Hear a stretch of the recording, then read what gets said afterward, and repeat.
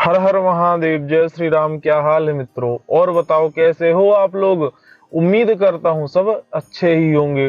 दोस्तों, आज क्रिसमस है, पर मैंने सुबह से किसी भी सोशल मीडिया प्लेटफॉर्म पर, ट्विटर पर किसी भी सेलिब्रिटी को पोल्यूशन के बारे में बोलते हुए नहीं सुना है। जानते हैं क्यों?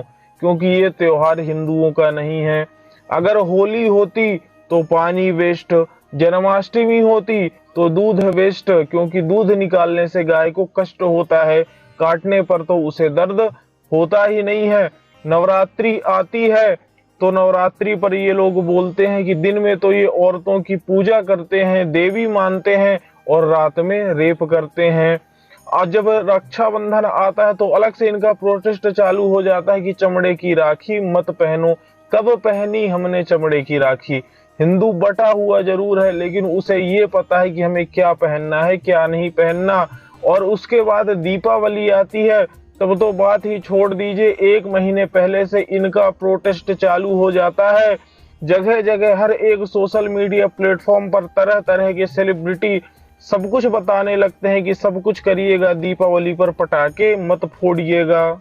हम हिंदुओं को ये एहसास दिलाया जाता है कि दुनिया में जितना पोल्यूशन बढ़ रहा है, जितने ग्लेशियर पिघल रहे हैं, सिर्फ और सिर्फ अगर हम दीपावली मनाना छोड़ दें तो यह सब कुछ ठीक हो जाएगा।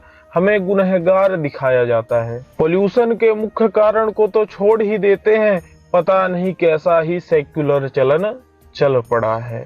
पर इन त्योहारों पर कहीं भी क्रिसमस का नाम नहीं होगा, बकरीद का नाम नहीं होगा, क्योंकि सेकुलर बनना तो सबको है, पर सिर्फ हिंदू के त्योहारों पर ही इनका सेक्युलरिज्म निकल के आ जाता है। क्योंकि बाकी किसी भी त्योहार हो, क्रिश्चियन का कोई भी त्योहार हो, मुस्लिमों का कोई भी त्योहार हो, किसी भी प्रकार का त्योहार हो, उसमें तो ये लोग बस शांति बनाए रखने की ही बात करते हैं। लेकिन हमारे त्योहार में जितना भी पोल्यूशन है वो सब सिर्फ और सिर्फ हिंदुओं के त्योहार पर ही होता है। अगर दीपावली पर बोलोगे तो क्रिसमस पर भी बोलना पड़ेगा नहीं, हम जैसे लोग बोलने के लिए तो हैं ही। एक रिपोर्ट के अनुसार क्रिसमस साल का सबसे ज्यादा टॉक्सिक दिन है।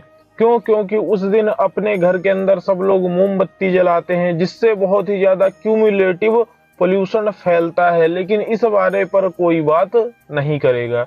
घर पर इनके टर्की बनती है, टर्की आप जान गए होंगे। हम गाय का दूध निकालें तो उससे कष्ट होता है, पर ये टर्की भोजन के लिए बनाएं, जीव हत्या करें, उससे कुछ नहीं होता है। पता नहीं कैसे ही सेक्युलर लोग हैं।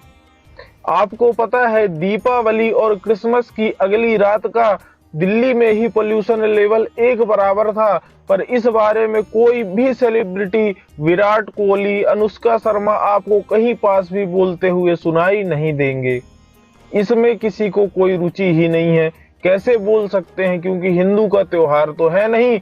अगर सिर्फ हिंदुओं का त्योहार होता तो हमको बोलना है, बाकी कोई भी शांति प्रिय लोगों के बारे में तो कुछ बोलना ही नहीं है। आपको पता है सिर्फ क्रिसमस का त्योहार मनाने के लिए दुनिया भर में हर साल 120 मिलियन पेड़ काट दिए जाते हैं, और करोड़ों प्लास्टिक के पेड़ तैयार किए जाते हैं, जिनका काम आपको पता है बाद में सब फेंक ही दिए जाते हैं। उनसे कितना ज्यादा पोल्यूशन फैलता होगा, पर उस बारे में किसी को कोई बात नहीं करनी है। बात किसके बारे में करनी है? हम तुलसी की पूजा करेंगे जिससे हमें 24 घंटे ऑक्सीजन की प्राप्ति होती है, तो हम अंधविश्वासी हैं। हम पीपल के पेड़ की पूजा करेंगे तो हम अंधविश्वासी हैं। तो मुझे ऐसा अंधविश्वासी बनकर ही रहना पसंद है, जिससे मुझे 24 घंटे पोल्यूशन से मुक्ति मिलती है, ऑक्सीजन की प्राप्ति होती है। मैं ऐसा मॉडर्न बन के नहीं रहना चाहता। अब भाई कुछ लोग कहते हैं कि दीपावली पर तो राम जी जब वापस आए थे तो सिर्फ दीपक जलाए गए थे, पटाखे तो थे नहीं, तो जब उस समय पटाखे नहीं फोड़े गए तो अब क्यों फोड़े जाते हैं? चलिए ठीक है, पर आप मुझे पूरी बाइबल में से कहीं पास भी ये लिखा हुआ ढूंढ कर दिखा दो कि क्रिसमस पर क्रिसमस ट्री को सजाना चाहिए, या फिर जीसस के जन्मदिन पर इस पेड़ को काट करके सजाया गया था। अगर नहीं तो फिर दुनिया भर में हर साल 120 मिलियन पेड़ क्यों काटे जाते हैं? प्रश्न तो पूछा जाएगा। प्रश्न लॉजिकल है या फिर नहीं, आप खुद डिसाइड करके बताइए। पर इस पर किसी को बात नहीं करना है। जब इनके बच्चे जेल से छूट करके आते हैं, आप जान गए होंगे मैं किस सेलिब्रिटी की बात कर रहा हूं, तो रास्ते भर रात भर पटाखे फोड़े जाते हैं, तब किसी को कोई आपत्ति नहीं होती, तब पोल्यूशन नहीं फैलता है। जब इनकी फिल्में रिलीज होती हैं, तब कितना ज्यादा पोल्यूशन होता है, तब इनसे इन्हीं को कोई फर्क नहीं पड़ता। क्यों? लेकिन जब दीपावली आएगी तब सबको ज्ञान देना है। ये लोग कहते हैं कि दीपावली के दिन पटाखे फोड़ने से जानवरों को बहुत ज्यादा दिक्कत होती है, उनको सुनाई देना बंद हो जाता है। मैं इन सब लोगों से ये कहना चाहता हूँ कि आपने बकरीद के दूसरे दिन भी देखा है रोडों की हालत क्या हो जाती है, कितनी ज्यादा जीव हत्या होती है, पर इस पर किसी को कुछ नहीं बोलना है। चलिए छोड़िए, अब थोड़ी सा ये जान लेते हैं कि पेड़ों को कब से सजाया जाने लगा। ये जो आज अमेरिकन्स, यूरोपियंस, क्रिश्चियन हैं, ये पहले पेगन्स हुआ करते थे, पेगन्स से कन्वर्ट हो करके ये क्रिश्चियन हो गए।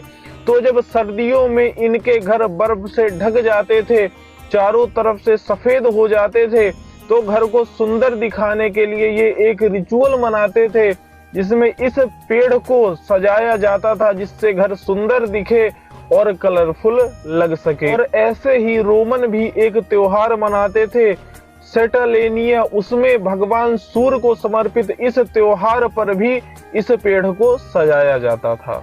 और रोमन लोग भी एक त्योहार मनाते थे, सेटलेनिया, उसमें भी इस पेड़ का यूज किया जाता था। दोस्तों, अब बात करते हैं सेंटा क्लॉज की। सेंटा क्लॉज है कौन, कहां से आया, जो जगह जगह भारत में हर एक मॉल में सेंटा क्लॉज बन के रखा हुआ है, लाल सफेद रंग बिरंगे कपड़े पहने हुए, और बच्चे बूढ़े सबके साथ में घुला मिला है, सब उसके साथ में जाकर के फोटो खिंचाते हैं। मित्रों, 6 AD तक कहीं पर भी सेंटा क्लॉज का कोई जिक्र नहीं आता है। जानते हैं 19वीं सदी में सेंटा क्लॉज से जुड़ी हुई कुछ ऐसी पोयम बनाई गई जिससे सेंटा क्लॉज बहुत ज्यादा प्रचलित हो गया, और 1931 में कोका कोला ने इसे बहुत ज्यादा प्रचलित किया, और बचा कुछ फिल्मों के द्वारा हम सब तक पहुंचाया गया।